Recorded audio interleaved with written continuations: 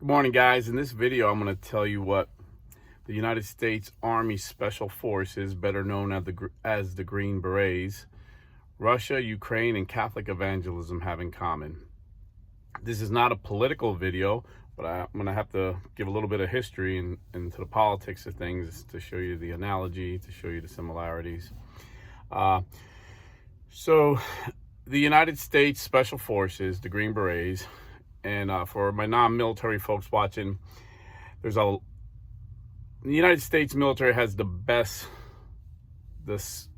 fighters in the world, but only the Green Berets technically are special forces. Navy SEALs, Delta Force, Marine Corps Force Recon, Marine Raiders, Air Force Combat Controllers. These are phenomenal elite warriors, but they're called special operators. They're part of special operations. You know, it's just like a technical thing. The only special forces in the military are the Green Berets. Now, I made a video of why I think, and I made this probably 3 weeks ago when everyone thought Russia was going to crush, when the media was saying, oh, this is going to be like 2 days, Russia will crush Ukraine. And I gave reasons why I thought that was untrue. Basically, because the Russian army is overrated and the Ukrainian people are warriors and they love their freedom. They're not going to give it up easily. But there's more to it than that. There's more to it than that. They had to be trained. The militias in Ukraine are picking off the Russian soldiers like flies. They're just really defending their country well. And you know, if you read media reports, it just sounds like the average Joe just got a gun and just started shooting. The reality is, after 2014, when Obama allowed Russia to take Crimea, the Green Berets took Ukraine serious. And then once President Trump got in, everybody knows, you know, he sent them arms and stuff. Obama sent, literally, when Russia was encroaching Crimea, the Ukraine asked for help, and Obama sent blankets, literally blankets for their soldiers.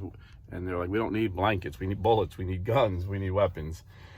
But we didn't want to, you know, the Democrats always, their foreign policy is always based on weakness. They don't want to provoke. They don't want to get Putin mad.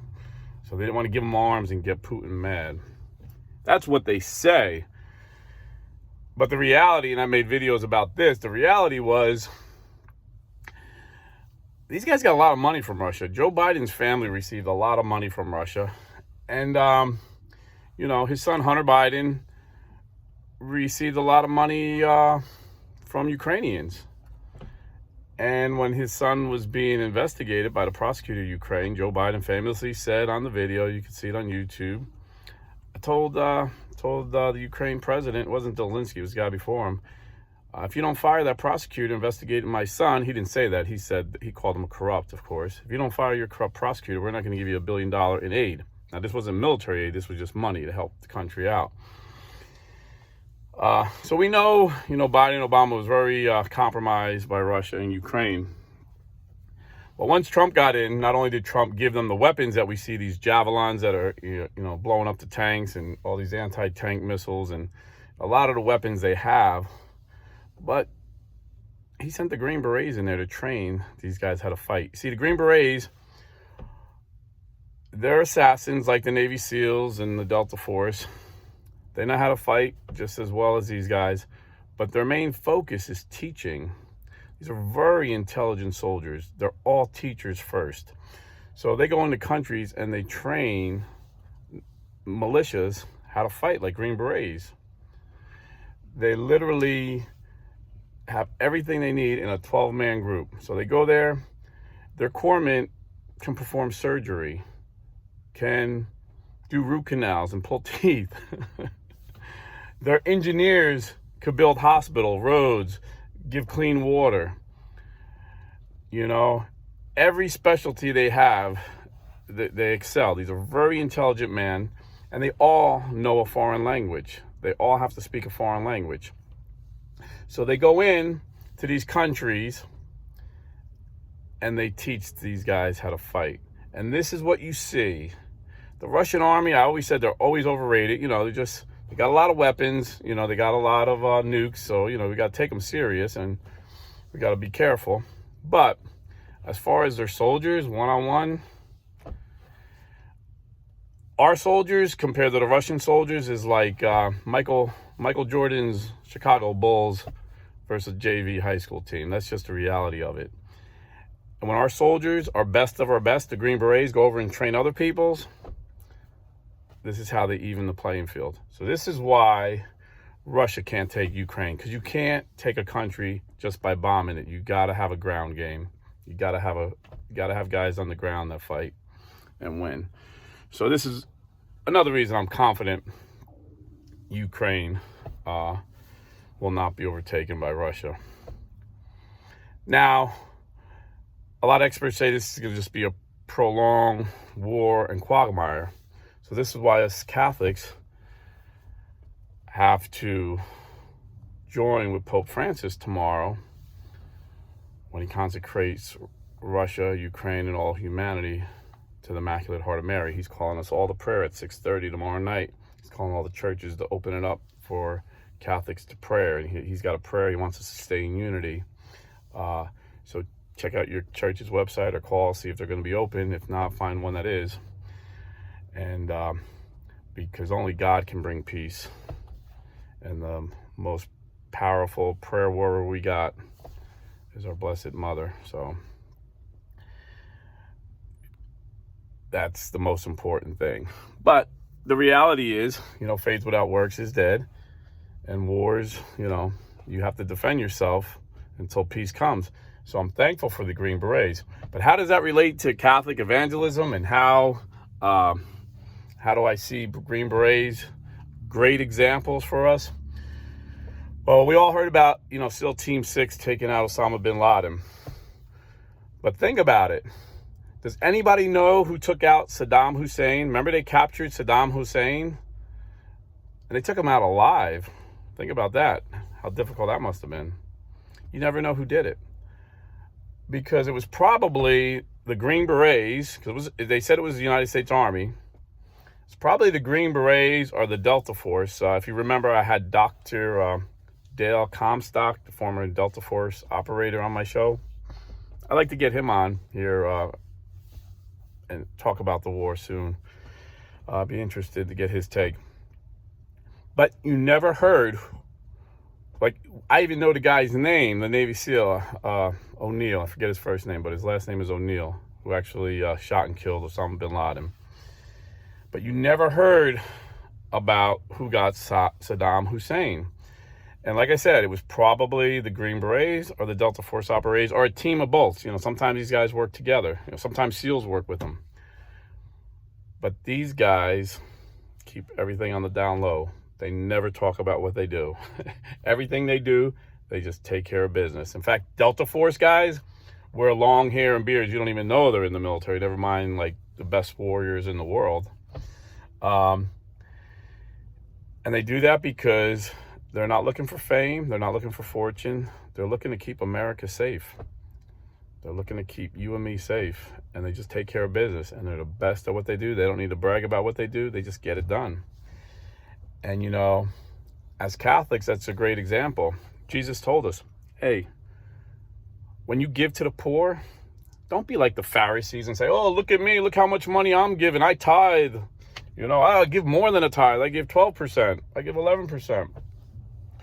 No, when you give to the poor, don't even let your right hand know what your left hand is giving. And when you pray, don't be like the hypocrites and pray in the street, how beautiful your prayers can be. No, go in your closet alone and pray to God. Just you and him. Be alone with God. So what a great example. What a great example. An analogy. When we start to get boastful and we start to get prideful, remember the Green Berets. These guys are the best of the best, and they're not telling anybody about it. They're just taking care of business. And another thing with the Green Berets, you know, the Navy SEALs get all the credit as these, you know, and I was in the Navy.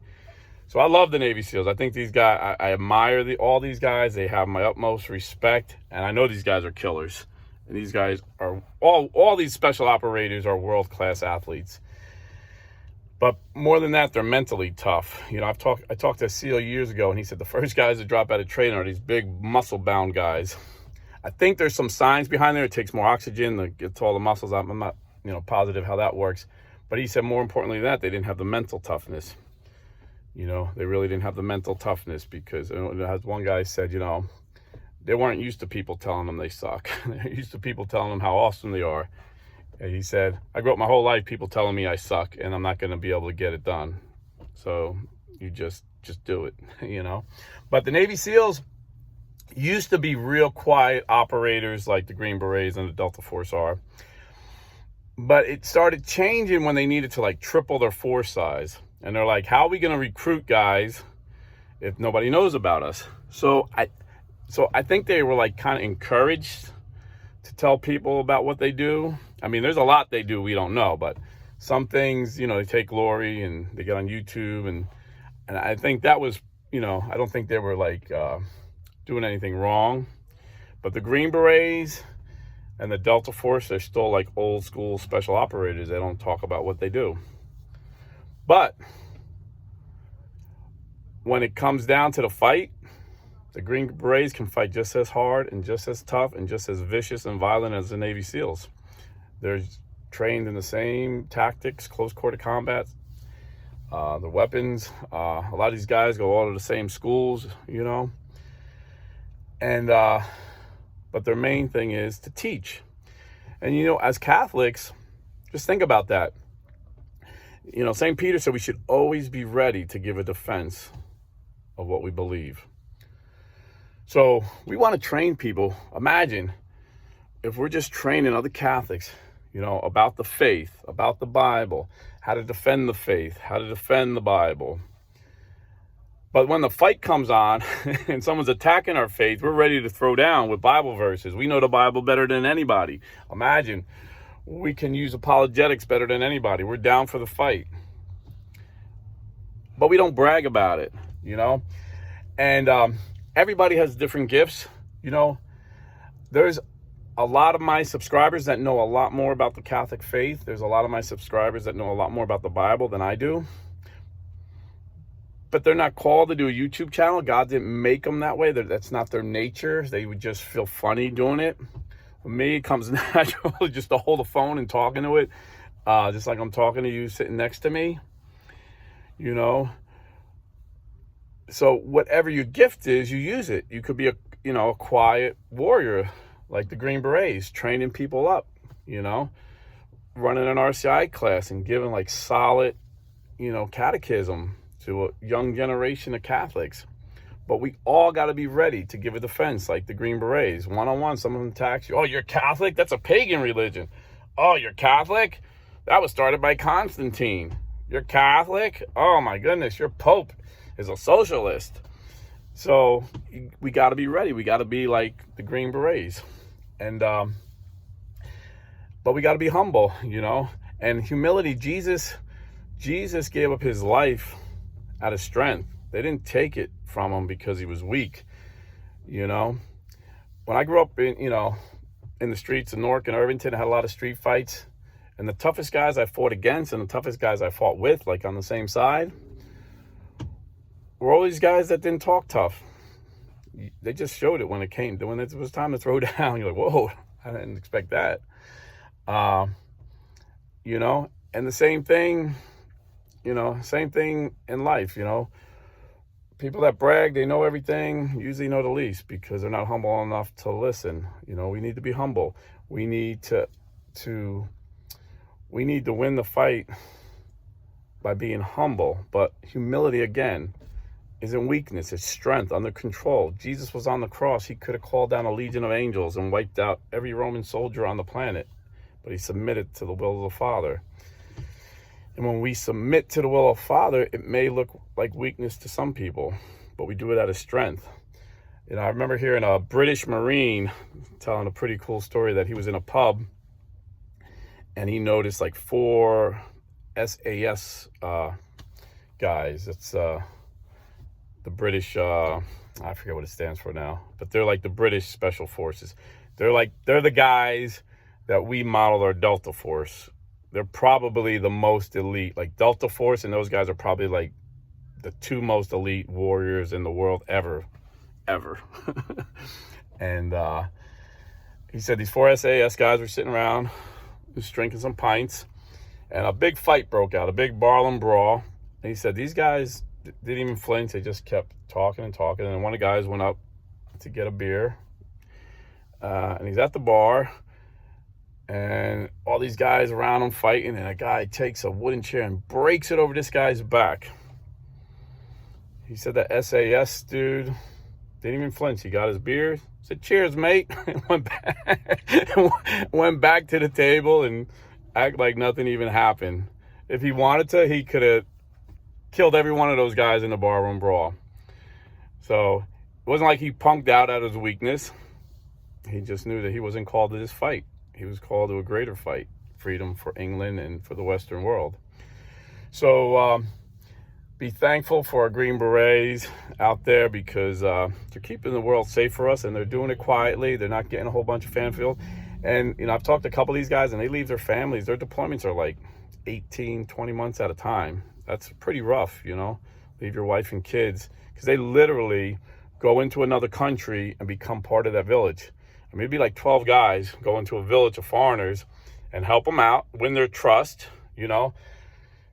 Everything's a sale, whether it's evangelism or whether it's winning over foreign fighters to trust you. Everything's a sale. And the two most important things in sales is to get people to like you and trust you. And when you're saving their kids because one of the Green Berets performs an emergency surgery, when you're getting somebody out of pain because they have a toothache and you pull their tooth, when you're providing clean water so they don't have to walk for miles every day to get water, people like you, and then they trust you, and then they'll fight for you. And then they train them to be fierce warriors. And you can see in Ukraine, these guys know how to fight. They are throwing down. The Russia, they don't know what, they were like, what the heck? They thought this was going to be a cakewalk. So be thankful for all our military, but most importantly, be thankful for the greatest warrior of all, Jesus Christ, who laid down his life for his soldiers. There's no greater love than that, than a man lay down his life for a friend. And remember, tomorrow's a big day.